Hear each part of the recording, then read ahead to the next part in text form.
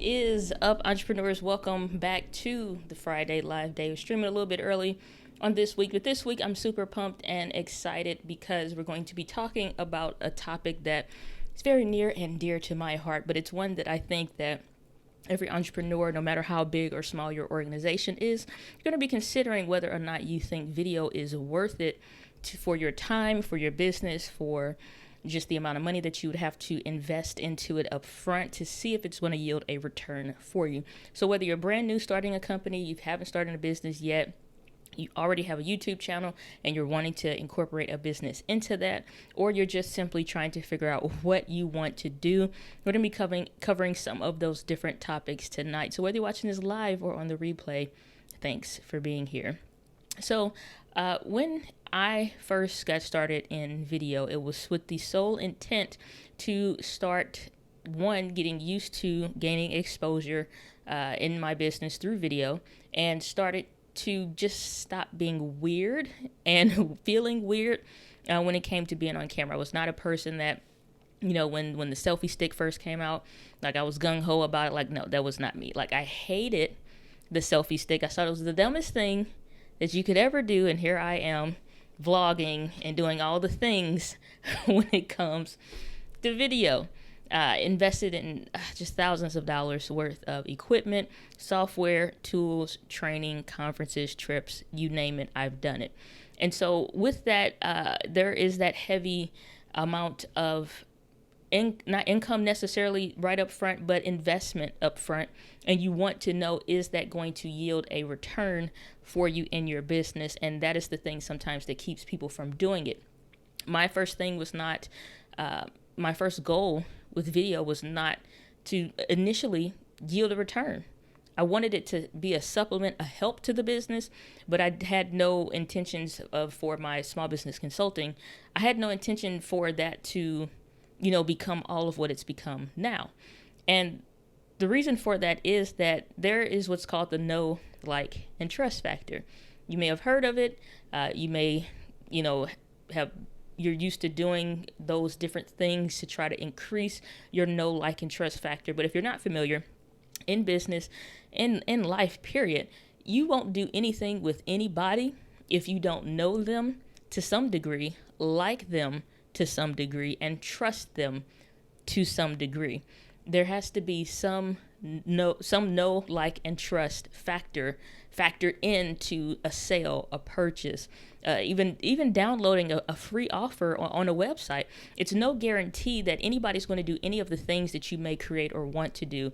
And a lot of times the hard conversation becomes whether or not you should do something, if it's going to make you money, if there's going to have to do something. With one faulty word that has carried over from other institutions, other thought process or schools of thought, so to speak, and that is, what's the guarantee?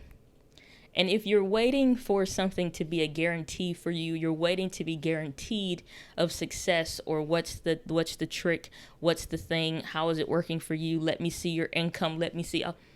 I can tell you right now, this may not be the video for you. This may not be the video for you.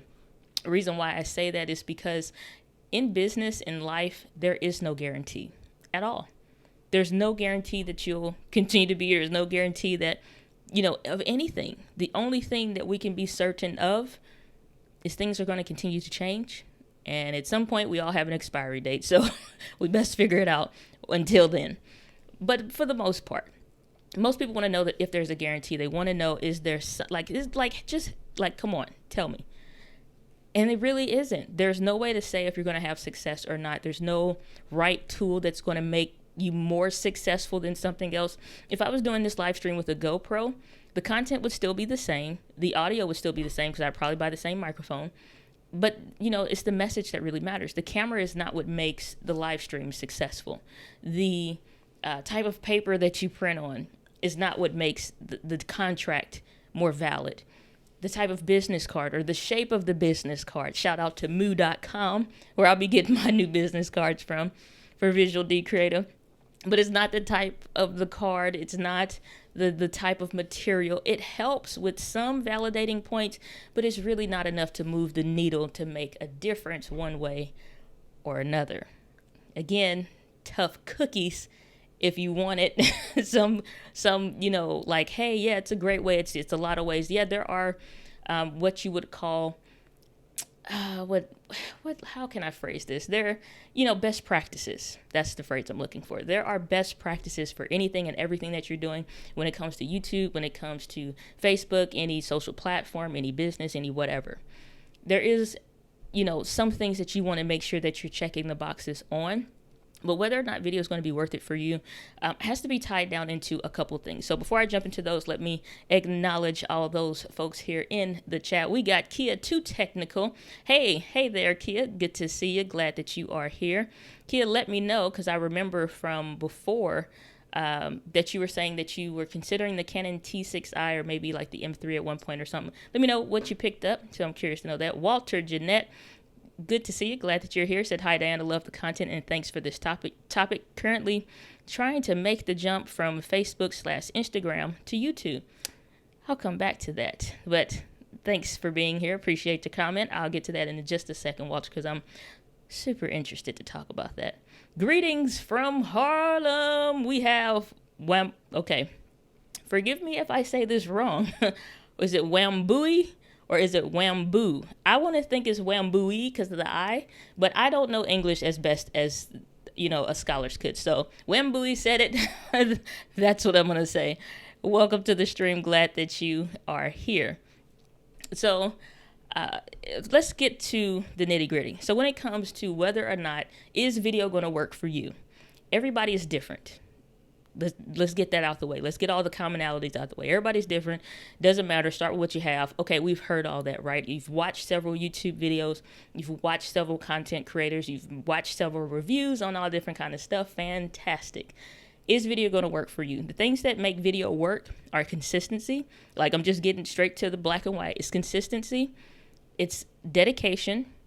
It's knowing that in the beginning, nobody's watching you anyway, so you might as well do it. Because even if a person or some people found it, it's not like your content is not enough necessarily to make it so successful. So in the beginning, it's really a no holds bar, and it's probably one of the best times to create before you're even well known. So if you have not established a brand, if you have not established your company, if you haven't even established yourself, like your personal brand, it doesn't even matter. Nobody knows to search for you yet. And so it's a good thing because you're free to make mistakes out in the open. You're free to practice in public and nobody's even going to see it. You fell, you scraped your knee, you put a Band-Aid on, it healed over and nobody even knew about it. It's that whole, if a tree falls in the woods, does anybody know? No, we don't know. You see it when you go hunting or when you go camping or whatever. And so when you practice in public, then you're able to get the jitters out the way. Everybody thinks initially like there's a billion people that's going to watch that one video. Maybe later people will go back and watch it or whatever, but it's fine because you'll be a little bit better by then. So it won't even matter. And you'll have toughened up your skin a little bit better to where it's not so bothersome to you.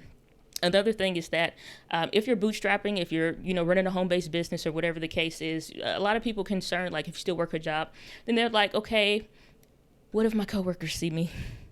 What if my boss sees me? What if they find out I'm doing this YouTube thing? I don't want to look a fool. I don't want nobody talking about me at the water cooler. First of all, allow me to interject. If anybody talks about you at your job, if they find out about you, slap the cup of water that they have on the floor and just walk out. That's all I'm saying. Violence is the way. No, I'm just kidding. Just kidding. But it's like, so what? They aren't doing anything. They're not even like think about it. Most people, your next door neighbor, whomever, they're not doing what you're doing. They don't even care. It's just something else to talk about. Just like you see superstars on TV and you say, well, if I had that kind of money, if I was Jesse Smollett, I would have never, it's just like something to say. And then it's another topic later on. So it's not like, don't think that you're so significant that it would be, not to saying that you aren't important, but don't think that like what you're doing is so significant in somebody else's life at that point that you shouldn't get started. That's why I say whether you are consistently going to do it or not, just at least start and give it a go. Now, if you do have an established brand or business, or if you have already started a business, allow me to also state the severe importance of video. I don't care what platform that you're on. I don't care where you go. I don't care if you're on your phone, your tablet, a computer, or whatever. You will always see a video. Now, you'll see some good ones. You'll see some bad ones. You'll see some short ones and long ones. But the thing is, like, figure out, if you want to make sure that you're going to get some kind of return on investment, you want to figure out who you're talking to, what are their needs, can you even help them, and how are you going to do that? With those things in place, you can begin to cut a lot of the fluff out of the way right up front. Right up front. Initially kicking off, vlogging is not like the best way to go about it. It's usually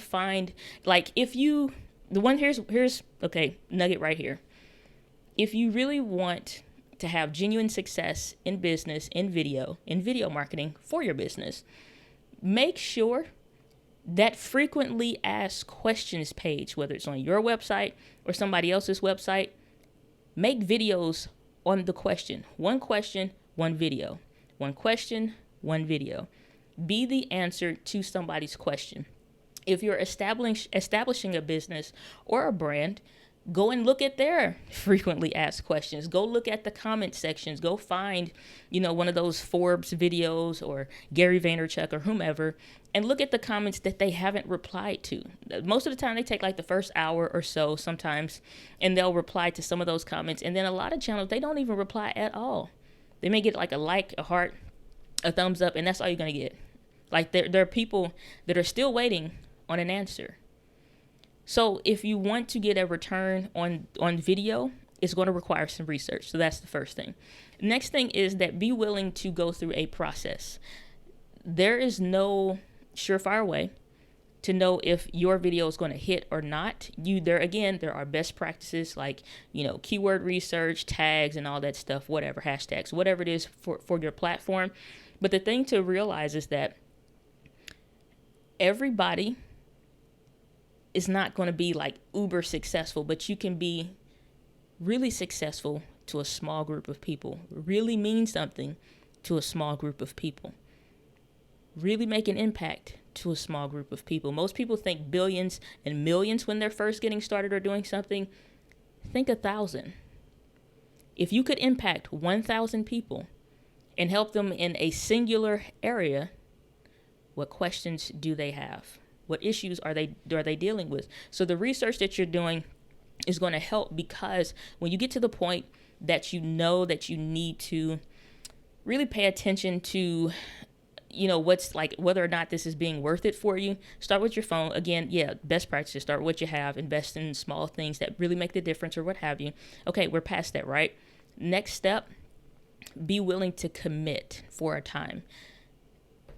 It takes time for people to find you. It takes time for people to find the information. And most people think, I'm going to post a video every day for 30 days, and then they maybe do 45, and then they disappear. So you did 45 videos. Whereas the person that maybe commits to one video a week now has 52 videos for the year. They beat you simply based on consistency. And so even though you did 45 videos real quick, the one thing I always hated is to find an amazing channel. They could have 500 subscribers. Find an amazing channel and they have no more content. They haven't made a video in a year. And it's like, just on the off chance that they might publish something, I'll subscribe for a minute and wait like another 30, 60, maybe 90 days. And then it's like by the time they post something, they're on to something different. And it's just like, dang, what is this? So there's not consistency in the time as far as your posting, but in your messaging too.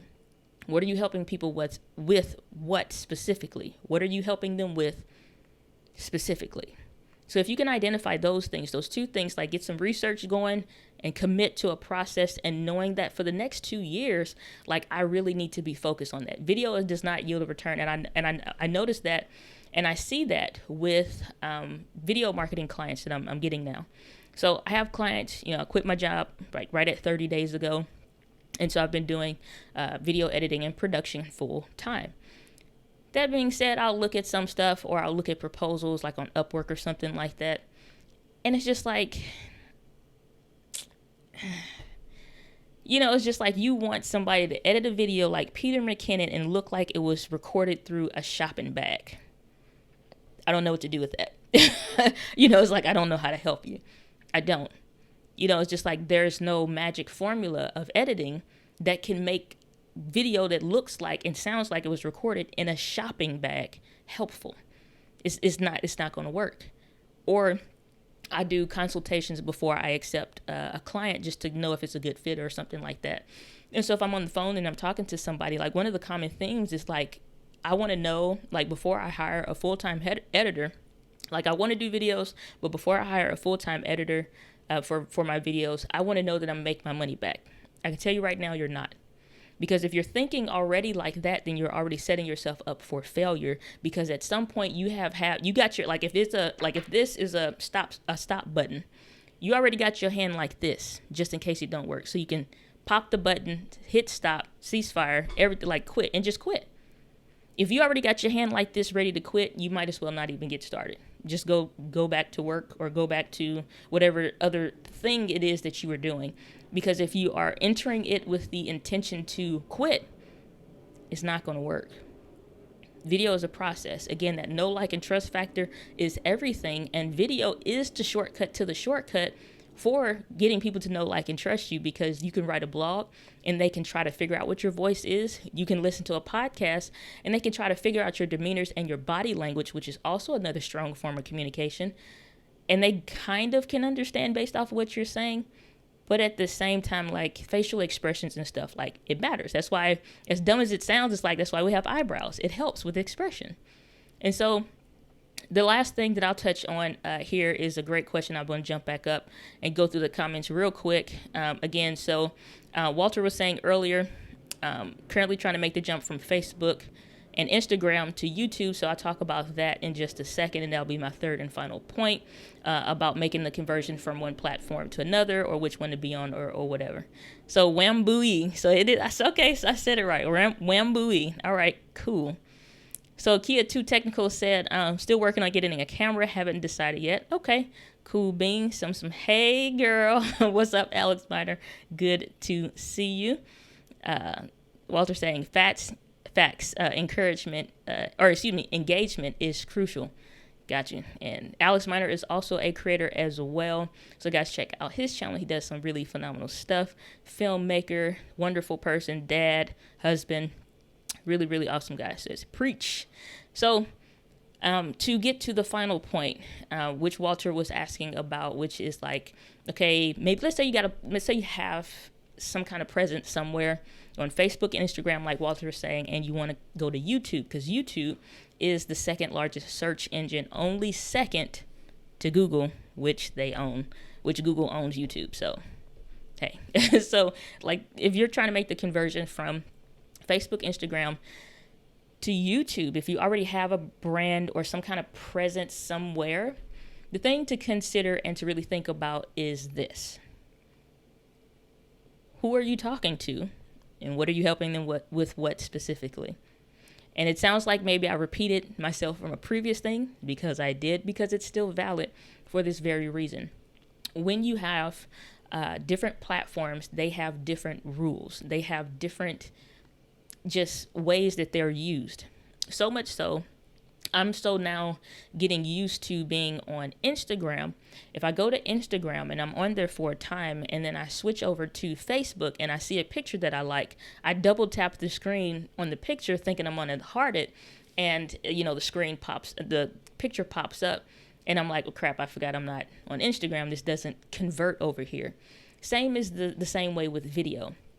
When you have different platforms, they have different viewing experiences. Outside of shows like Jada Pinkett Smith's Red Table Talk, that's on Facebook's watch page or whatever they call it, Facebook, they're still trying to like become a video platform, as is Instagram. But the thing is that makes the difference between Facebook, Instagram, MySpace, Black Planet, any of the platforms of old.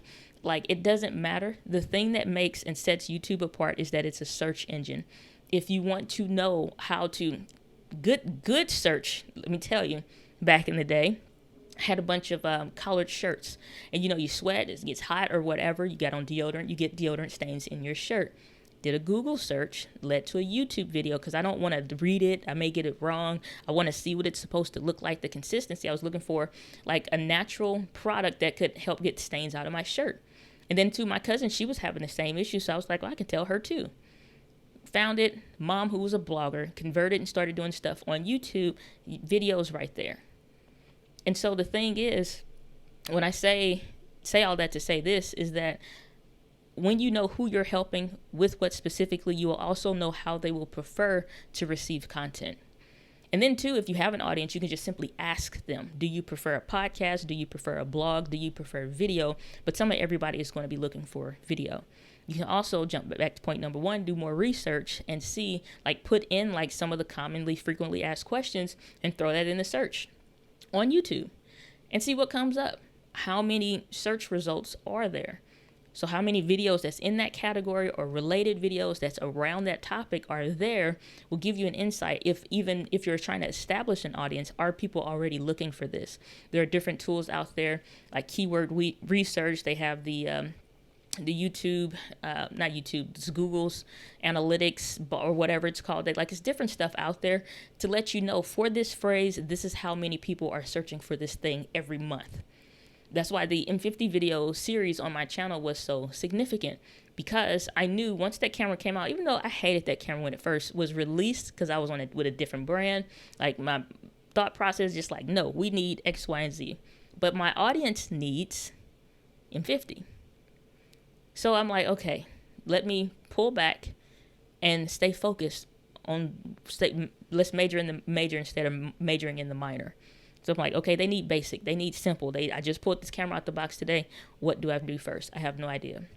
Or I want to know how to do this thing. How do I do that? 30 videos on how to. Most of this is like how to do this, because those are search questions that people have surrounding that thing. They have the YouTube predict in the search bar. When you start typing in certain keywords or whatever, it'll let you know this stuff is already coming up in the search bar. This is what people are searching for. So if I had it phrased one way based on my knowledge of already knowing video stuff, a beginner doesn't speak that way. A lot of people ask me how I found this M50 locally for $300 with everything, lens, kit lens, everything. $300 and an extra battery, brand new. Somebody didn't want it. They just had it listed under camera on Craigslist, because they don't know all the specs. They're not going to list all this stuff. They're just going to be like, hey, this is a pro camera. So know how they're speaking, know how they're talking, and then you can be able to define where you need to go. And then to, like, again, the dynamics on every platform is different. So everybody will love certain stuff differently. Like on Instagram, micro content is huge. That's something I offer through like my video production company. Like I have one client, they want nothing but social. That is all I do for them, is create their social media content, or a good portion of it, like a nice chunk of it. That's it. And then I have most of my other clients, they want half of the regular videos and then take some micro out of that video. That's what they want. So Instagram is great for that. Facebook is kind of dabbling with that. It's little stuff. 1 minute, 2 minutes is pushing it on Facebook. So it's not just about knowing like best practices, but how do you even use the platform? Like I'm not watching some 30-minute documentary on Facebook. I really hardly ever watch video on Facebook. If it's on Facebook, I go to YouTube to see if I can find it over there, because not only will I be able to find it, so I love like documentaries, but I can see like related documentaries, part 2, part 3 stuff, playlists. It's designed for video. And especially if it's something I need to learn how to do, like I want to see how you twist this thing specifically, the consistency of a specific, like I want to know certain stuff is better visually for me. So I'm going to look for videos. So you got to think, how does your prospective client, your prospective customer, your ideal audience member, how do they prefer to receive that information? And that's just really going to help you. So when it comes to like knowing if video is going to be worth it or not, it's some different factors that kind of go into that. Because if you just jump in and figure, because you said a quote that you found on Facebook or something, like, like whatever, and nobody cares. Like, nobody cares. They don't care about what you're talking about until you're speaking their language and you're saying the things that they want you to say in the way that, like, you're helping me with this thing. Then they's like, oh, okay. Then they start to know, like, and trust you. And then video can become worth it to you in your business, because it's not about what can video do for me, but I'm creating videos to not just serve a purpose in my business, but to serve people. And I think ultimately that's going to make the biggest shift for you if you want to know if video is going to be profitable for you or not. So, got Walter in the house saying, my goal now is to use social media for relationship building and engagement, and leverage those different viewing experiences to drive traffic to YouTube. So kind of this macro micro tunnel. Okay. It's a great info and perspective. Thanks so much, Walter. I appreciate that. Appreciate you being here. So yeah, so it's like and that's another thing that I didn't even mention. I had thought about it earlier, but I just like wanted to get to the nitty gritty. But it's like relationships are huge. Like I kind of touched on that with like the know, like, and trust.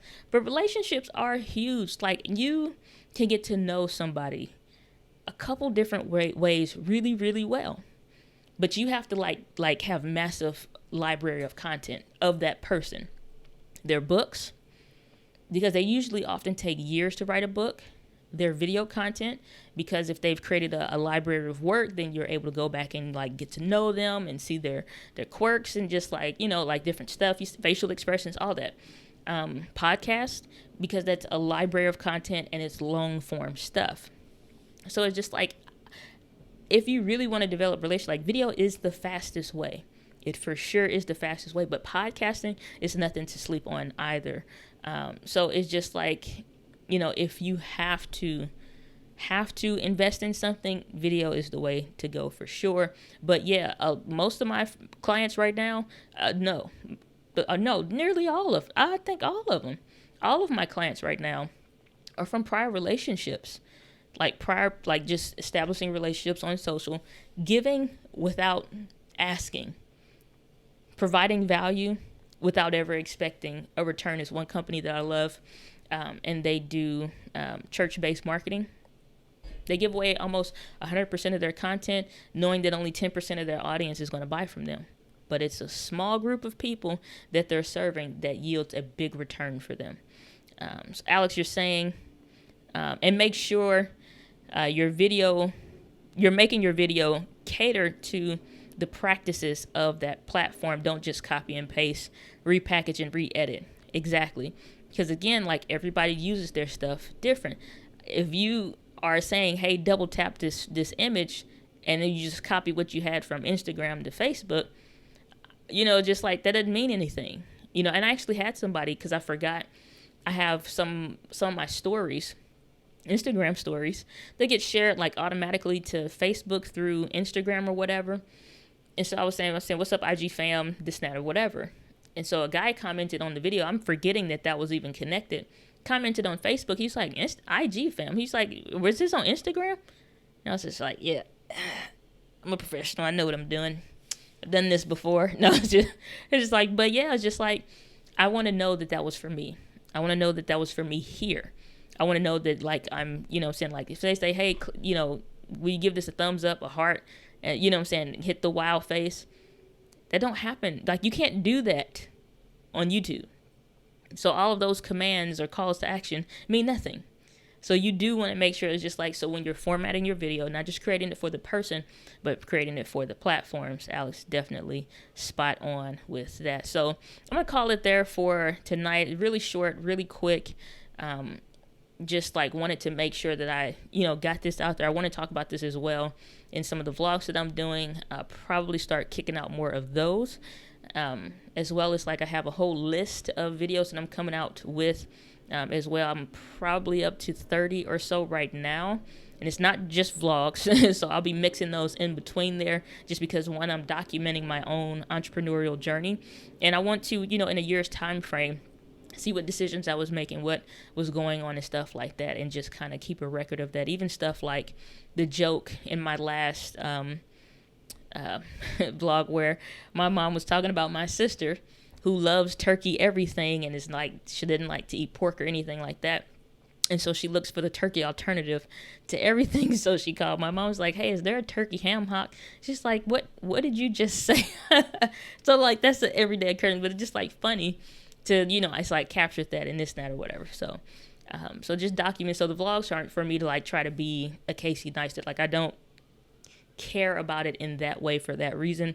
I'm simply documenting my journey, and I want to share those experiences because at some point I think it'll be super valuable for me in the future, but I also think it's be valuable as well as I continue to help coach and work with clients and stuff like that, and just be able to address some different stuff in a different format. So I hope if you like this video, make sure you hit the like button. And if you're watching this on the replay, thanks for being here. You can always leave your comment down below because I will reply in English. I will reply to all of my comments. And I also have gotten a lot of questions. I know a ton of people are having like concerns with certain stuff when they like live stream or run into challenges with the M50 or whatever.